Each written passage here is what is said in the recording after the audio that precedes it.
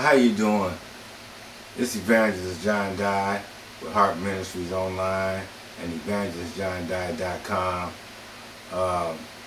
Here to just bring another message, a much needed, important message. This one will be entitled Indiana Harassment and Racism.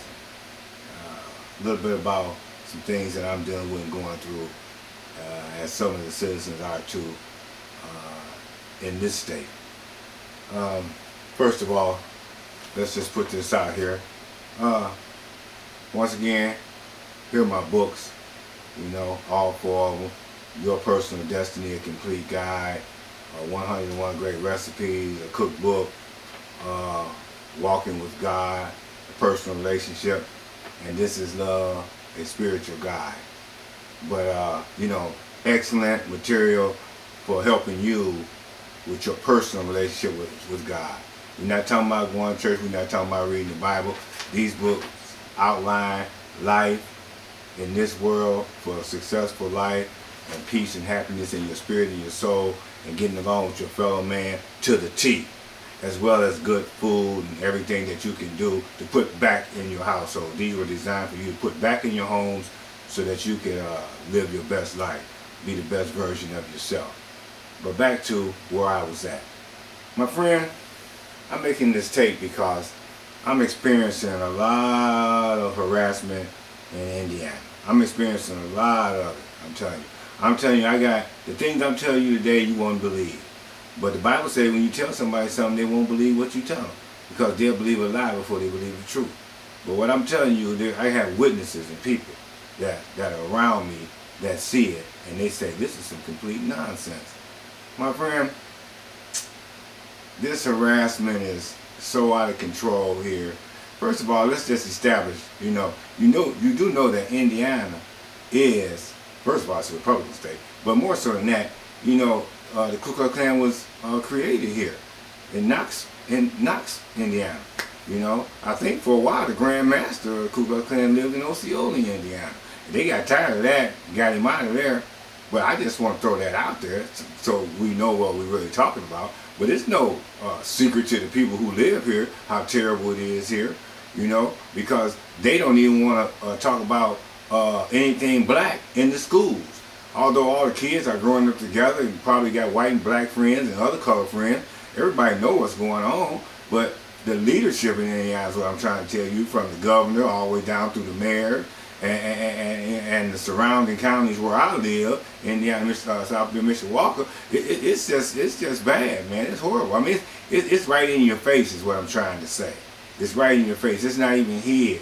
And then you mix that along with all the black people being shot and killed everywhere, and even here. You know what I'm saying?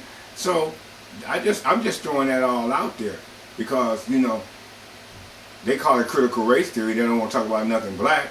I talk about, speaking out against police brutality, speaking out against injustice from the government, from the federal government down to the state government, down to the local government. And, that's what my websites and that's what my Facebook and videos are all about. Trying to bring truth and justice and to bring us back together under God to love one another and get along with one another.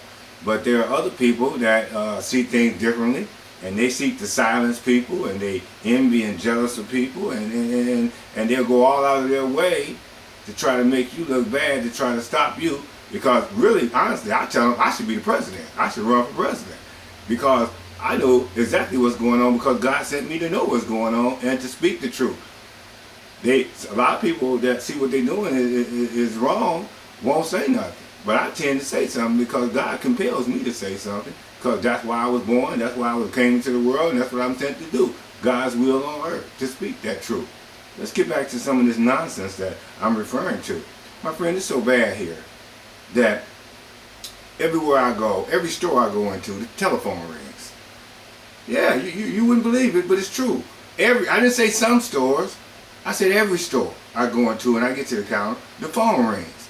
Now, the phone rings and it's an old bogus call and it's them.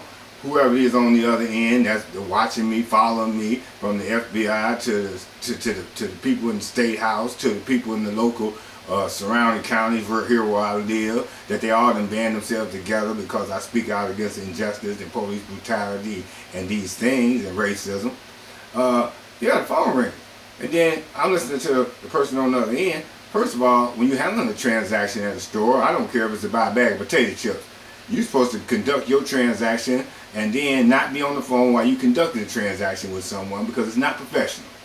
But I see it every day, and when I try to tell them, that don't seem professional to me. They say, well, I'm on hold, but I know they're listening in to everything that me and this person is saying and talking to. And it's done got so bad, like I said, not some stores, I'm talking about every single store I go to. I go to 5 stores, the phone ring 5 times. I go to 10 stores, the phone ring 10 times, my friend. And now I got people that go with me everywhere in the phone, and they see and hear the phone ring. They say that is some complete nonsense. And then I tell the clerk, why do you go along with that? Sooner or later they're going to mess your business up. You can't just keep on answering the phone every time I come to the counter. And they got so bad, and they do it once, twice, 3, 4, 5, 6, 7. I said, when you going to stop even answering the phone, or when you going to tell them to stop doing that? See, because if it was me, I'd say, I ain't answering the phone. If it was me, I'd tell them on the other end, I'm not doing your job for you. You do it. And don't call this store no more when this man comes to the counter. But they don't do that, my friend. They go right along with it.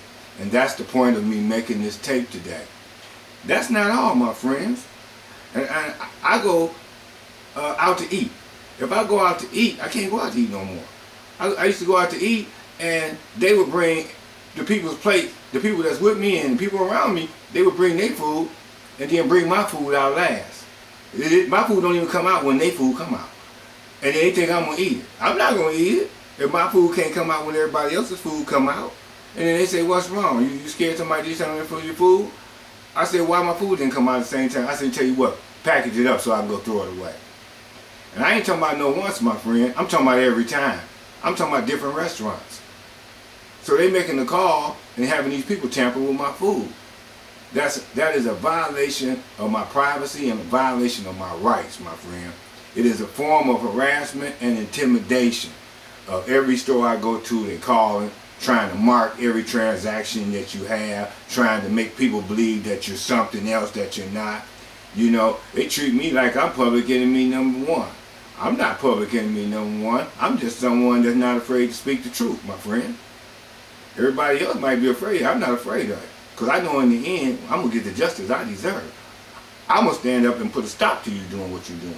Now, I need some good whistleblowers and some good white people to stop answering them phone and to tell the people on the other end of them phone, stop calling, stop harassing this man. He ain't doing nothing. Matter of fact, we know this man.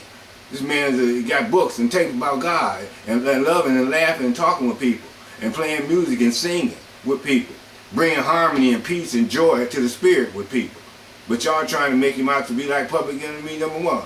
See, this is some Hitler type stuff, some Gestapo type stuff. Be all outside my window, you know, all the time. Across from there, you know, all around my car. I go into the store, 3 or 4 of them come in behind me. You know, and then people with me say, that's ridiculous. Because it's so obvious. You know, it's just ridiculous. And then, my friend, you think that's bad? I'm going to put this one on you. You're not going to believe this one. Even when I go to fast food places, I ain't say one fast food place. I said all the different ones. You know the names. They all tell me I got to pull off to the side to get my food. When we be in line in the fast food place. Now, people with me.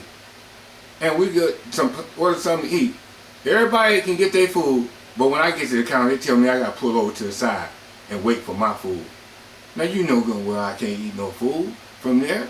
And then I come again, and they do it again. And I come again, and they do it again. I switch restaurants to the next fast food place. They do it there. Because the telephone call comes in and tell them, hold up this food, do this. Now, whether they're tampering with the food or just doing it to provoke me, either way, it's wrong. It's a violation of my rights. It's a violation of my privacy.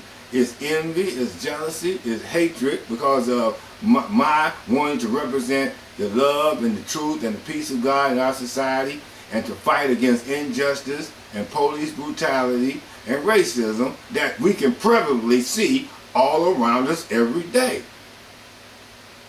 And I'm not going to stop speaking on it. And I don't care. And they get your family members, they get your friends, they get the business people, they get everybody you know and around you, and try to get those people to turn on you. Now keep in mind, these are all the people you've been good to. These are the people you laughed and talked with, all the people that you've helped and loved, fed and clothed. And you can see all these people start acting differently towards you. You see, my friend? That's what I'm talking about. I'm telling you about my life in Indiana. I'm telling you about a lot of other people of the black persuasion and the minorities in Indiana that tend to have to go through, not as much as I'm going through because I represent truth and God, but they are going through a lot of this racism and police brutality that I speak out against, and injustice that they don't get from top to bottom. Mine just becoming at a higher level because I talk about being president, because I'm capable of being president, and because I speak on truth, because I speak truth, and when I'm speaking it, you know it is the truth, or I wouldn't be speaking. That's why I got people around me that can see the nonsense for themselves, and they say that's crazy, but I do see it, my friend. One day we were sitting here watching TV and looking out the window. So a person pulled up on a busy road, got out the car, went and got in the grass and rolled over in the grass, and then got back up and got in the car. And I said to the person sitting beside me, I said, "Did you see this person pull up on a busy road, get out the car, roll around in the grass, and get back in the car and leave?" He said, "I saw that." I said, "Now if I told somebody that, wouldn't nobody believe that story, would they?" He said, "No, wouldn't nobody believe it, but they did do it." I said, "I know they did. Because that's their way of provoking me. That's their way of doing crazy things, that nonsense thing that I just got to sit back and watch and go along with. Until some good people, some good white people from the government, stop the FBI, from the State House in Indianapolis, to stop the governors and all these people, and in organizations that run most of the state there, that they can make them telephone calls to tamper with everything, your mail, your address, and all that. When these people start standing up, and down to the local governments where I live at, South Bend, Mishawaka, to these people in those places that stop these people from lying on me and from making these calls, following me, and doing all these crazy things. I go to the park, police show up at the park, we just listening to music at the park. Might be even barbecuing at the park, and the police show up at the park. You go over their house, the police show up there or show up around the corner. I mean, it's a form of harassment and intimidation. You know what I'm saying? I ain't worried about it because I ain't doing nothing. You ain't doing nothing wrong, you ain't got nothing to worry about. But that ain't the point. The point is it shouldn't be happening anyway. It's a violation. It's a form of harassment and intimidation. And the people around me said, that's crazy. They need to stop that. I said, you can't tell them nothing until a whistleblower, somebody close to them, like they doing me, close to them, say, you know what, enough is enough. Quit calling the stores on this man. Quit calling the restaurants on this man. Quit making up lies on this man. Quit showing up at the parks on this man. Quit showing up at his friends' houses on this man. When this man ain't doing nothing wrong, but trying to speak the truth. Because we live in a world that's completely backwards, that don't want to hear the truth no more. Everybody want to make it up as they go. And people believe a lie over the truth. And I ain't going for it. I ain't buying it. And I ain't shrinking back from what God told me to do. I'm going to be strong, courageous, do all he told me to do. And I'm going to call on God. If anything, my friend, this is a cry for help. This is a cry for help for good white people and good black people to stand up and say something about what you see these people doing to me. And what you see these people doing to other people. They're bringing them injustice and lying on them and misusing their power and abusing their power and their positions. That they can come down and get close to your family, your friends, your business, and anything else that you got going on, even where you live at, and get those people to work against you. It is a crying shame, my friend. And we need some people to rise up. That's why I got this shirt on, raise your game. Rise up and raise the standard and stop these people from doing such things. My friend, I got people around me go everywhere with me because of this nonsense that they got, so that they can see for themselves that what I'm saying is the truth. They already know I always tell the truth anyway, but when they see it with their own eyes, they can't believe it. They say, wow, that is unbelievable. I said, until I can get some good white people and some good black people to tell them, what can we do? But praise God. But back to what I said. This is a cry for help. And it says that he cried out unto the Lord, and the Lord heard his cry. And the Lord came down and dealt with all those things. For it said, all vengeance is mine, saith the Lord. And I say, Lord, help me, because these people are violating all my rights. They're violating all my dignity and well-being. They're trying to stop me from speaking out and speaking the truth that you sent me and called me to do, Lord. I said, Lord, I ain't going to stop. And apparently they ain't going to stop until somebody tell on them, Lord. The Lord will answer my call. He will answer my cry. And the people around me will stand up and say, we saw it with our own eyes, that he is telling the truth. This tape is the truth, because I am the way, the truth, and the life. And nothing can stop that, my friend. Nothing can stop that. But I try to spread love and unity and peace of spirit amongst the people, and they laugh and they talk and they have a good time. And the powers that be and the system that be all around me sits back and watch me have a good time and watch the people have a good time, and they be mad and jealous because they say he having too good a time. And they don't like that, my friend, because they want all y'all to be miserable. But I'm going to tell you something. Being happy in your spirit and at peace in your spirit is more valuable than silver and gold. It's more valuable than houses and cars and these things. Oh, they nice to have, but they cannot compare with the joy of the spirit. And that's why I love to sing and make people smile. And then I preach and speak the truth and they smile. And I hug them and I talk to them and they smile. And I don't care what color they are. And I don't care where they from or what background they from. Because I try to unite them in the enjoyment of life. Unite them in the spirit of love and happiness and peace and truth. And they say, you know what? He said, John, you amazing. You wonderful. I said, yeah, but to let them tell you, you wouldn't think so, would you? He said, don't worry about what them people do. God made you wonderful, and you making the world a better place. Everywhere you go, you make it better. My friend, I'm crying out for your help. I'm crying out for you to tell on these people. I'm crying out for you to make them stop being outside my window. I'm crying out for you to make them stop following me everywhere I go. I'm crying out for you to make them stop calling the phone every store I go into. I'm crying out for you to make them stop showing up everywhere I show up, my friend. Because I ain't doing nothing but having a good time and laughing and talking with people, trying to make them better. And if they ask me for my advice, I try to give them some good, wholesome, peaceful, joyful, lift you up, positive advice, my friend.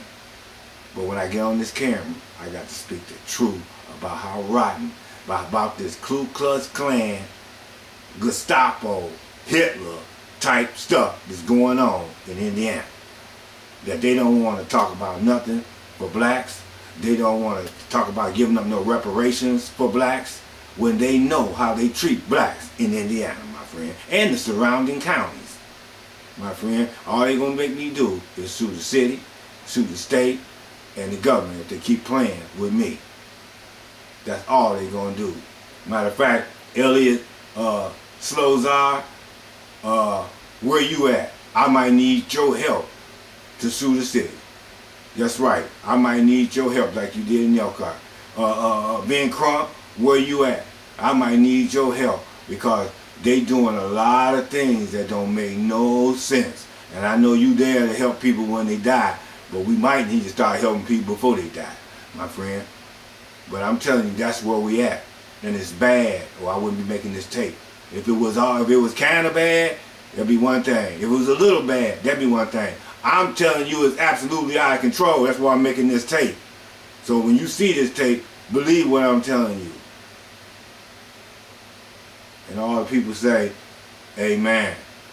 Once again, I love you. God bless you all. Pray for me as I pray for you. And God will be done. Amen.